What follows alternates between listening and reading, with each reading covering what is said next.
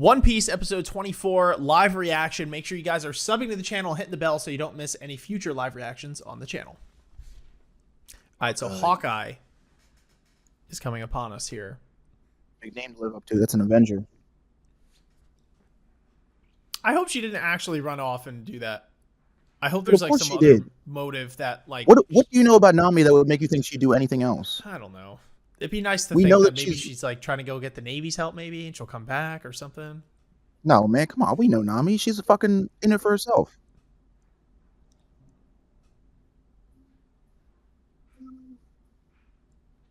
Whoa.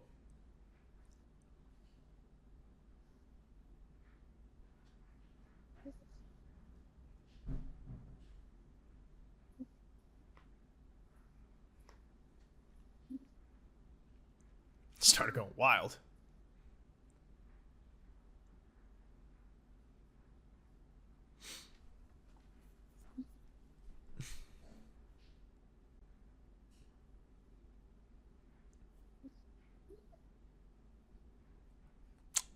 I'll tell you what, Nami knows how to leverage her abilities. Yeah, dude, that's literally her whole character. She's basically Catwoman, like 100%. She plays the field. She knows what she's doing, and she's in it for herself. That's her entire MO.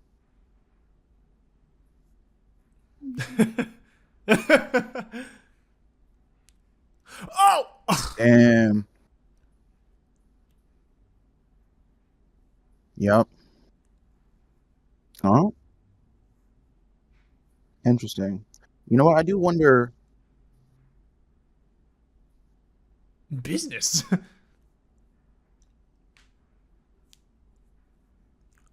Mouth, bro. Every time I see somebody with like their mouth agape, it's just like.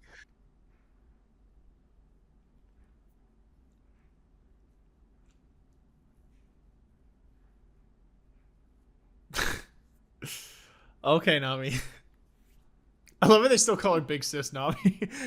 I know they've known her for like an actual 24 hours. Like, why are we like all fucking chummy? We were more or less asked. Oh, and then this happens. Oh my god, yeah. These motherfuckers are lucky to be alive, bro. Ironically, it's a good thing that she peeled off with the ship. He's splitting the ship out here. Yeah, I guess. Otherwise, their ship would be fucked too. Yeah. This tiny little restaurant booth.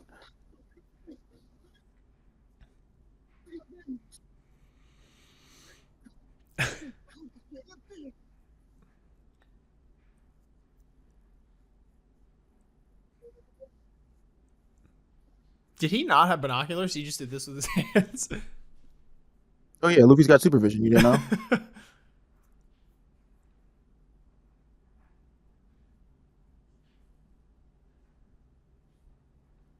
But Luffy's that batshit where he's like, even no matter how many times you try and stab me in the back, you will be my navigator. I will hunt you down and make you work for me.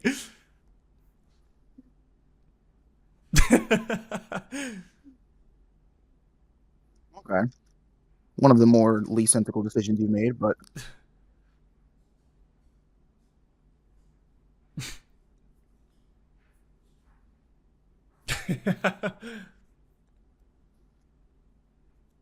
you don't say.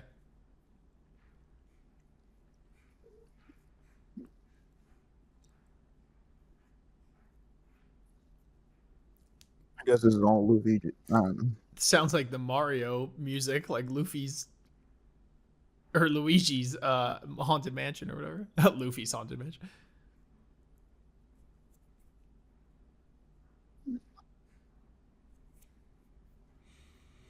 This man is just cruising by these busted up ships with his tiny ass fucking throne, bro. And the candle, like, who did that, bro? Like, I can't get over how much unnecessary swagger is just invoked in this man.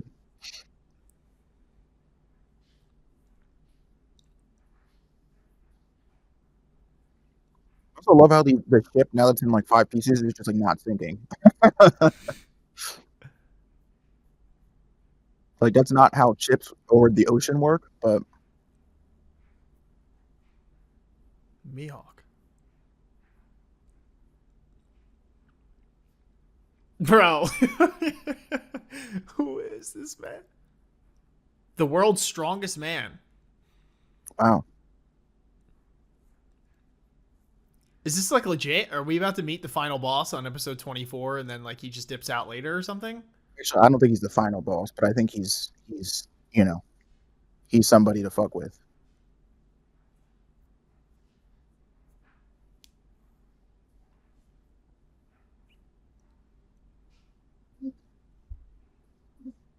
Holy shit.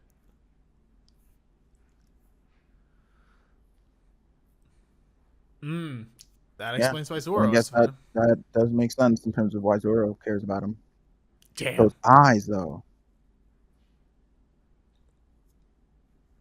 Zoro, not that I doubt you, my man, but Wilmar Parker's kind of crazy.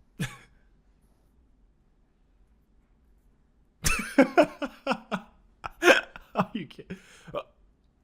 Whoa.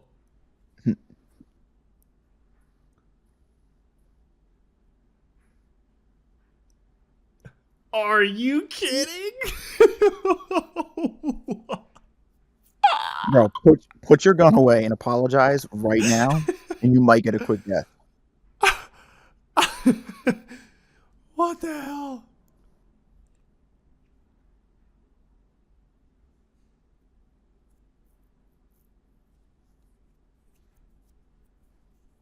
Oh, look at his pupils, bro.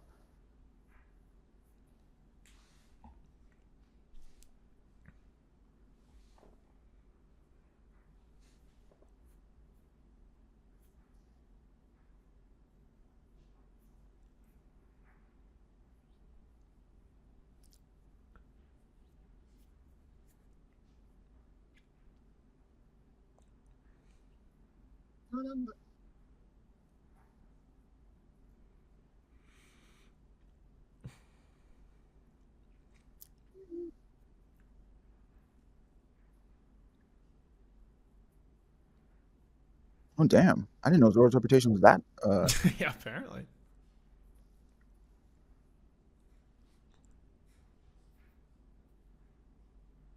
What is happening right now, bro?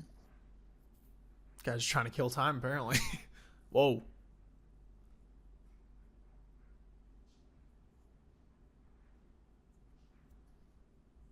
His phone is literally across. Probably both, to be fair. That too. It's like, Zoro, you're my favorite character. Don't get me wrong, I love you, dude, but this is like episode 20. Like, I just don't see you walking away with a W. I just don't. It's not in the cards.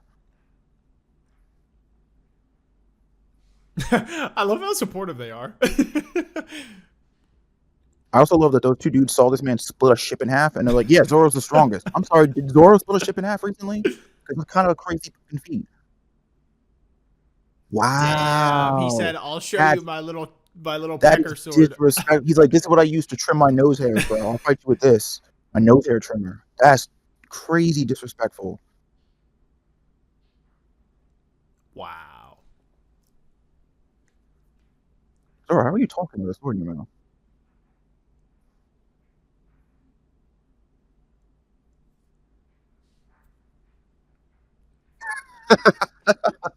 Wow. You can't. Like, make it make sense. You can't, though. But, like, try. Because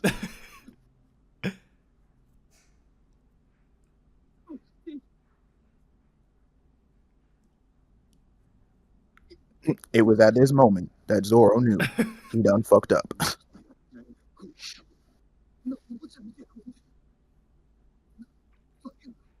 It's not a toy, this bro. guy's It's just the like way too infamous metal. nose hair trimmer of Hawkeye.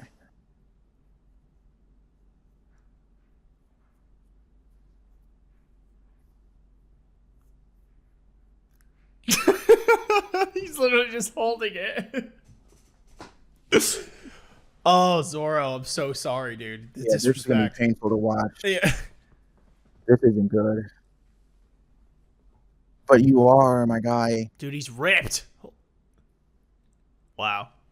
Yeah, I'm just like, Zoro, if that's endgame, like, you can't choose. I mean, I don't know. Maybe strength is. I don't know how like it works in these characters' head, bro. But he's like, yeah, I'm already at endgame status. Like, really? Is that what we think? That man is literally playing a hopscotch with him, bro.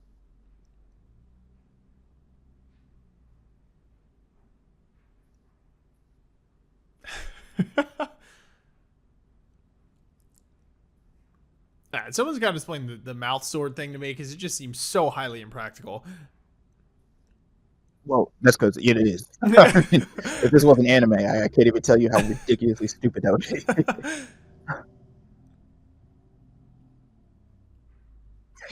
Not to mention, it kind of looks silly.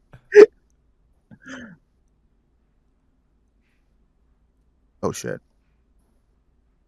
Oh no. Damn, bro. Wow. Damn, bro. Oh. This is just not good to watch.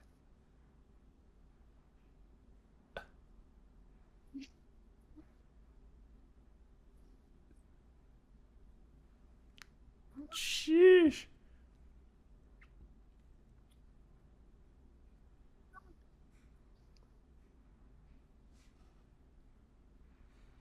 Oh man, dude, this is literally kind of the same feeling as watching like Itachi whoop Sasuke's ass when they first met.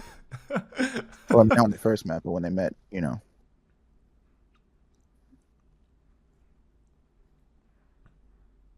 It's literally that feeling, bro.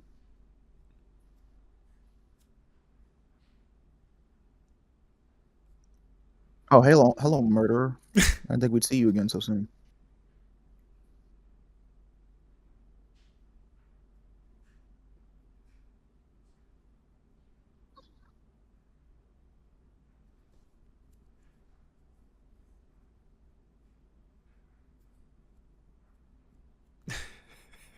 This guy.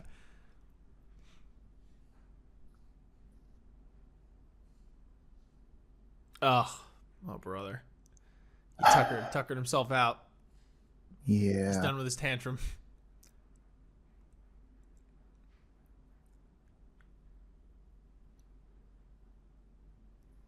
These guys are ride or die, bro. Guys, I appreciate.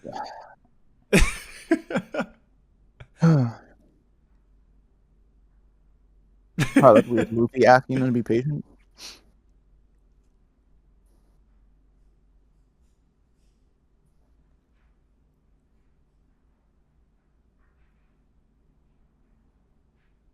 What an interesting turn this arc has taken. He was literally about to. I'm like, wasn't at one point this about Sanji in the restaurant? Yeah, I feel like Sanji now just got totally overlooked. Zoro is like doing his own thing. Oh shit, he's using his ultimate technique.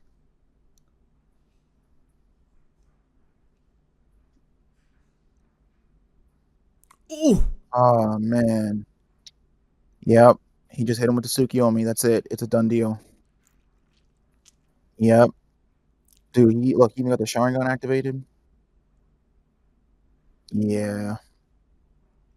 Yeah. Wow. Talk about precision. Yep. He didn't kill him though. Obviously.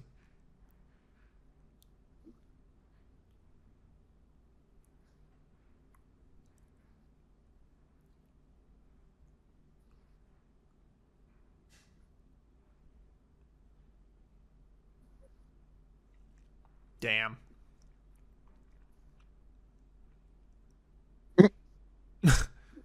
Guy's like, yes, that would in fact be defeated. Yeah, he's like 2 + 2 does equal 4. I understand.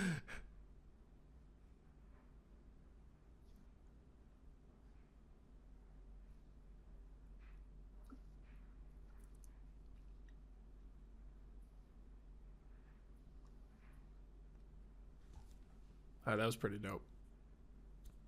Okay.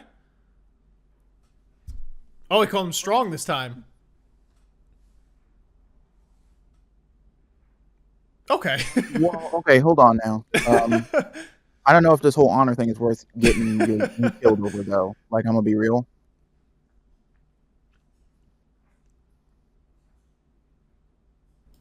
Oh, Nothing cool. happened. Thanks, Crunchyroll. Premium service. What the hell? All right, what's the technique?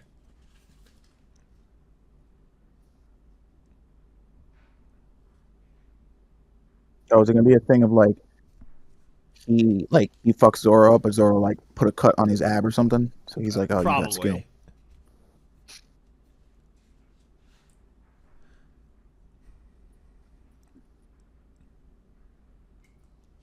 Probably. Zoro, Woo!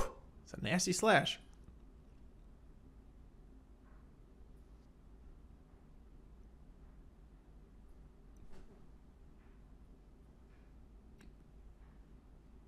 What? wait, so you just let him kill? I don't understand why this is happening. Maybe he didn't kill him though. He just slashed him on the front. Well, I mean, okay, I know he didn't kill him but Yeah. like, I'm confused on his mentality here. I don't understand this.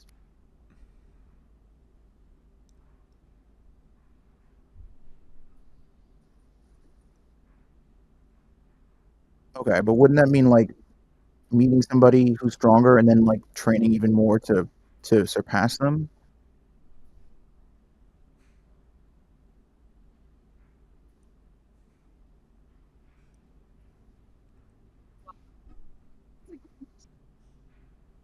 Look at That that guy. dude, bro.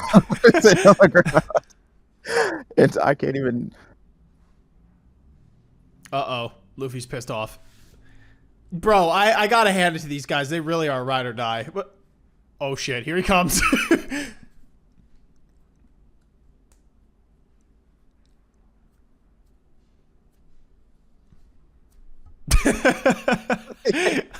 Damn.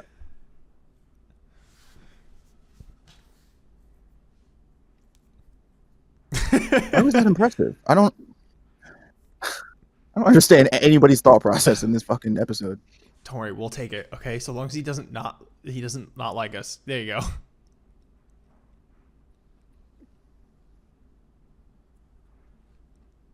Homies, bro. He said, "This is medicine. Throw it over him." His name is Dracul.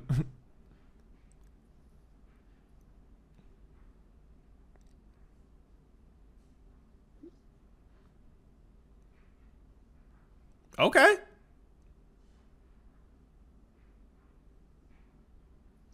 Oh damn! I guess he was just that impressed with Zoro's, his mantra or whatever you want to call it. Yeah.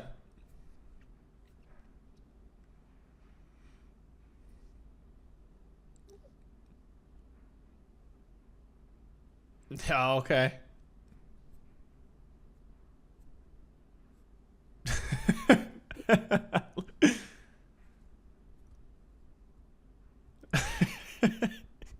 Well, he just says he's unconscious. Like, what do you? He's fine. How can you hear him though? Yes.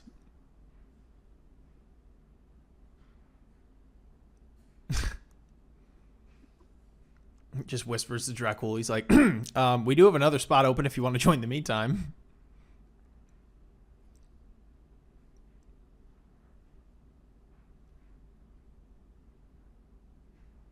Damn.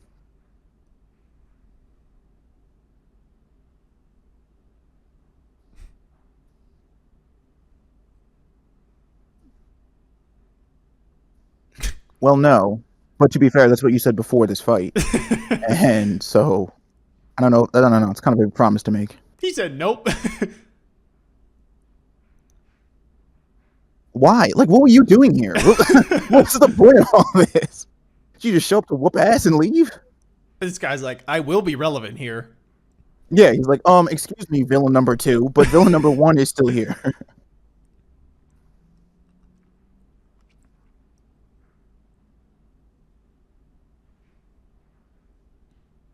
I can't. Yeah, this crew is like, please.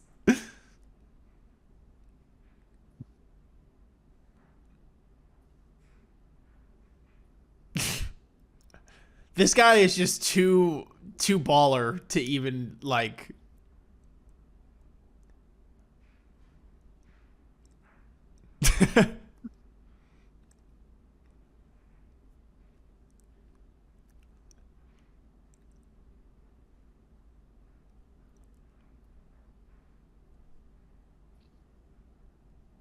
Oh, that's actually a good idea because Usopp has mad skills, so he'll probably be able to track her down. Somebody get the hat. Oh, okay. I was like, he's not just gonna toss that fucking hat to him. That's not happening. I don't know why, like,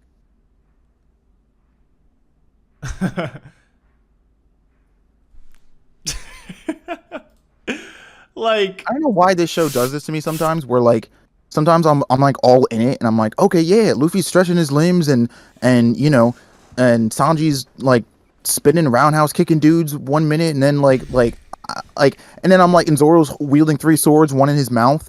But then other episodes, I'm like, I get weirdly hung up on the practical things. Like, I'm not gonna lie to you, that whole episode, I'm like, why the fuck isn't this ship hit the bottom of the ocean, bro? Like, that's not how ships work. Like, if this dude split this ship in 3 different ways, that motherfucker would be halfway to the bottom of the ocean by now. It would not just be floating on the top of the ocean. That is not how that works. dude, you're so right though. Oh god. I don't know, dude. I don't know. They need it for when these future episodes involve Don Craig and his crew coming, because if the ship's realistically sunk, then the job would have been done.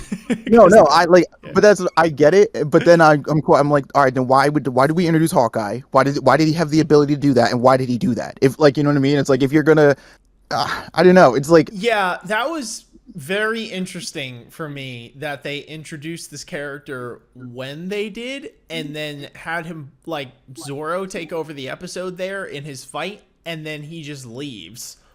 And it was like, I don't know, it just seemed very odd that was such like a huge moment for Zoro and like the whole thing, and it just seemed like oddly inserted in that part where it was just like, okay, we need this to be established, where I felt like there could have been like another point in which they could have established that.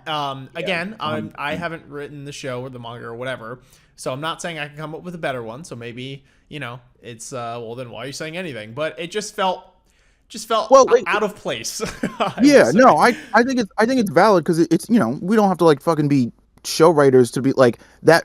That moment felt forced in the sense that, like, this arc again was clearly talking about Sanji and the whole restaurant scenario, and sure, you could have, you know, the natural progression here seemed like the Don was going to be our enemy, right? And come up here with his whole crew and get them riled up, and then Luffy and company were gonna have to help Sanji and crew get rid of them.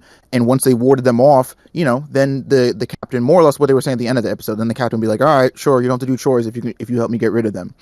And it's like, okay, that's fair, that makes sense. And you could even have Hawkeye come in maybe and like dispatch most of this guy's crew, maybe, right? Mm-hmm. And then, but it's like, it is weird to have him inserted here because, you know, this isn't the only anime obviously to ever do this. You run into a situation where when you drop a powerhouse that large, it literally unless they have like a weird pledge or moral system, it makes no sense why he would not have just dropped every single person there, or at least anybody that, like, you know, drew a weapon against him. Like, I get that was a big power, or, you know, a big moment for Zoro, and maybe, I don't know, I guess, like, you could argue there's like some swordsman's code or more mentality or whatever as to why he didn't kill him. But I always get caught in this mindset of like, yo, this dude could literally split a ship in 3 different pieces with one swing.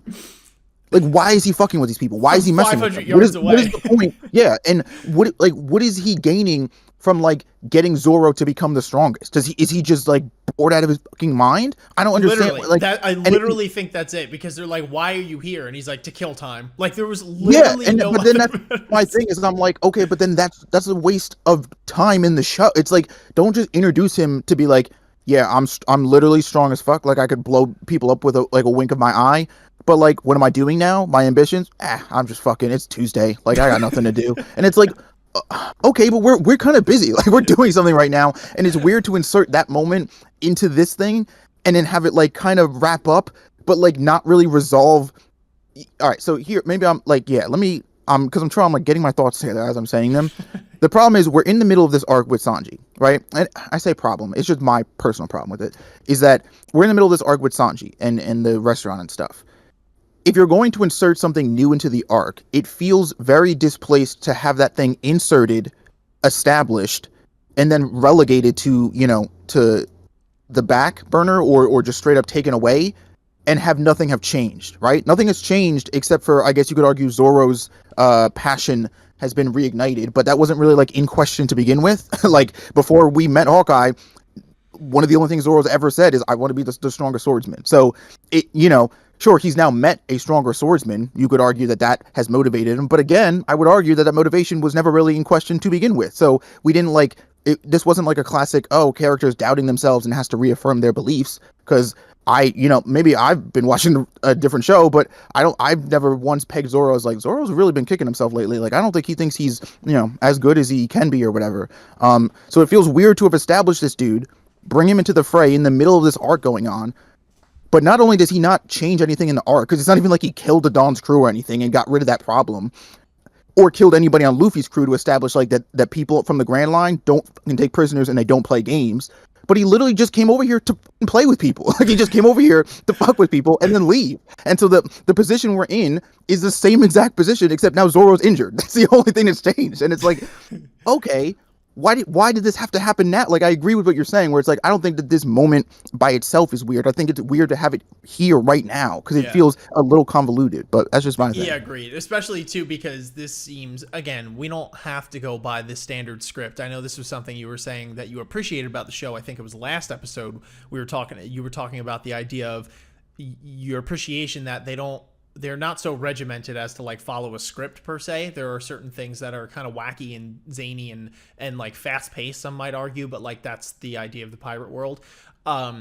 So to that, that makes sense. But yeah, I also feel it was even a little more weird being that this seems to me to be like Sanji's arc, I guess. And maybe that's because I've watched too many anime where they maybe go down that cookie colored formula. But to be fair, it works, and like there's a reason why this character should be established. So I know we got a couple episodes going over his morality and all that kind of stuff, but it did seem very odd on top of that to have this be like a Zoro thing, kind of put in there in the midst of it. That seemed like that Zoro episode, or him, the introduction of Dracul would have been cool if it was like in between those arcs, right? Kind of how we had Zoro's backstory as they're on the ship on the way to the restaurant. Maybe they run into that dude, or he's another arc entirely, whatever the case might be, but just not just like smack dab in the middle of establishing this other character. It just seemed that's like, I said that last episode, but like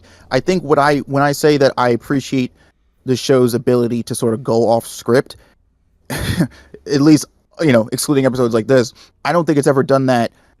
It did this a lot in the Usopp arc, which is why I didn't like the Usopp arc.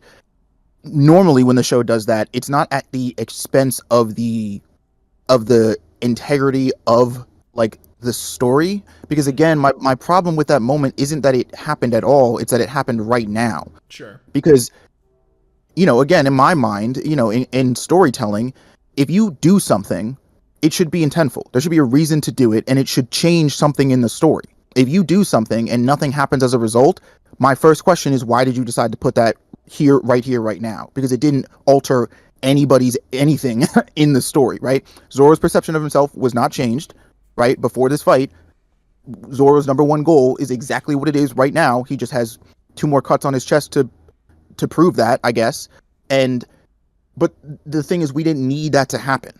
Right? Nobody that's watched up to this episode is doubting that Zoro like wants to be the number one best, or that he could be the number one best. So this moment, like, I'm thinking about like, again, I was kind of comparing this moment to the very first Sasuke and Itachi fight in Naruto, in like the first part of the show, where you see Naruto and Sasuke coming up and training, and Sasuke's mastered the Sharingan. He's learned the Chidori now, and like you're starting to be like, okay, this kid's kind of going to be the real shit. Like, I don't know who this Itachi dude is, but when he meets his brother, like Sasuke ain't gonna be no pushover. And then he proceeds to actually wipe the floor with Sasuke's booty because he's just that much stronger than him. And the goal is to establish that all the progress we've seen Sasuke make is like literally equivalent to this compared to his ambition, compared to what he wants to do. And so sure, you could argue that Zoro, it's like, they wanted to establish the baseline. We don't know if that's the baseline, right? technically speaking, because this guy is touted as the strongest man, but I don't know. Again, I think the way this world works is anybody who you meet that's stronger than everybody else you meet is the strongest man until you meet somebody stronger than them. Sure, And I yeah. don't think Hawkeye is like an actual end game. But Yeah. B, we haven't seen Zoro, like we haven't known Zoro that long. You know what I mean? Sure. I think the Sasuke Itachi thing works because you see all the progress Sasuke makes. You see him go from like the kid who has to learn how to get these bells and work as a team all the way up to this kid who's not master, but he's learned the Chidori. And he's able to like fight effectively at that speed and that level. That's incredibly impressive. The way he almost single-handedly dispatched Gaara, that was impressive. So to see that immediately ripped down, you're like, oh shit. So we're not even up there yet. We're not even like, we didn't even get to the house. We're not even at the, like, you know what I mean? So but it's because you were with Sasuke for as long as you were. This feels weird because it's like, okay, sure, you've established that Hawkeye is endgame level and that's where Zoro needs to be. But I already knew that. And I already knew that Zoro wasn't anywhere near that right now. We just started. We're on like episode 20. There was no way in my mind. I didn't even think for a half a second that Zoro was going to win that fight. Or to be honest, or even impress him. He was impressed with Zoro's like mentality and his mindset. But in terms of skill, again, we're on like episode 20. Zoro may be stronger compared to the average swordsman. But this dude, you just established this dude's just like endgame. You know, I know Zoro's not going to win this fight. So I don't know. It's a moment that doesn't hit, again, you know, like I've said, because I just think the place that they put it in, it doesn't need to be there. That this could have been like maybe not way later, but just later in the story when it's like, maybe once we get the crew all back together again or something. And it's like, you know, I don't know if maybe also it's because the arc is so about getting Sanji to do. It's like, okay, guys, I kind of feel like we're getting, you know, off track just a little bit, but I don't know. That's me. No, that's fair. That's fair. For saving grace, I will say personally, I like Hawkeyes or Hawkeye or Dracul, whatever you want to call him. Mihawk. He's got a bajillion names. I'm gonna call him Dracul. I like him as a character. I think his aesthetic was pretty dope. And I love the fact that he has this like ridiculous sword like this, like that looks like it's from Devil May Cry or like Guts would wield. It's like the size of a small school bus, which is, you know, pretty cool. That's awesome. But it's like, it also has this element of, you know, like a knight's claymore, but it also has this element of like a Middle Eastern like scimitar as well. Like the way the blade is made, it looks like it's almost like Middle Eastern, but then the hilt and just, you know, the design of it looks like it's this like from this knight's age. So I think it's cool how they like mixed those two elements together within the sword itself. That he has that giant ass sword and then a nose hair trimmer. Like there's no in between. It's just like the biggest sword or the tiniest sword. Like what? That was hilarious. You just like this on God.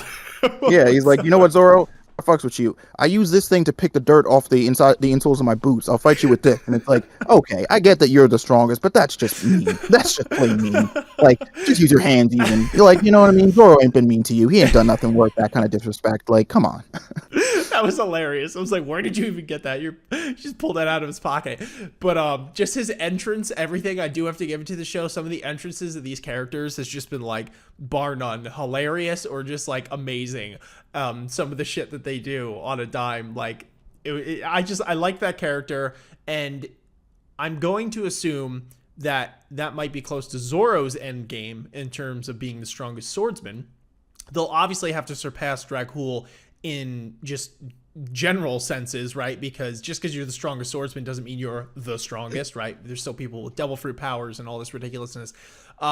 So I would like to see him later, especially when the animation game is like really bumped up, for a potential fight between those two again, when Zoro's really filled himself out, and seeing those two vastly different sword styles go up against each other with like a sweet animation behind it, I think will be something that I'm very excited to see. I'm very excited to see that character again. And like, if that guy has, you know, various, like how he became the strongest, what his motivations are, his backstory, because he seems to be kind of this like lone wolf character that chills on the Grand Line, which is like, that's no small thing, you know, and just seem to be killing time. But like, I could see a lot of potential for an interesting backstory with that character. So I'm curious to see. That's a lot of my excitement with this show, is seeing a lot of these characters that we get established now in the future. I'm gonna be excited to see them and how their arcs turn out. But Anyway, that's all we have for you guys today. Hopefully you guys enjoyed our reaction, our post-episode banter. If you did, like the video, subscribe to the channel, hit the bell so you don't miss any future reactions. Comment your thoughts down below. Do you agree? Do you disagree? Did you like this episode? Do you like Dracul as a character? How do you think this worked with Zoro? The whole nine. Also, hit us up in the description down below. We have our link there. It says Linktree. Hit that up, and it'll bring you to all the other ways that you could support us beyond just this YouTube channel. Our secondary YouTube channel, the AOA Show, for anything not reaction-based in terms of content. Our Discord, which is free to join if you want to talk more One Piece, anime, just general stuff about life. We'd love to have you there. Our social media, our audio-only platforms, our merch for everything from hoodies to handbags. We got it there for you guys to enjoy. Go pick up some new stuff. And hit us up on Patreon if you want exclusive benefits to the show while also supporting us. Namely, one of those benefits being early, unfiltered, and exclusive live reaction access. One Piece you get a week early and unfiltered, so you could watch it the way it was meant to be watched. But anyway, until next time, folks, thank you so much for watching. We'll catch you on the flip. Peace. Peace.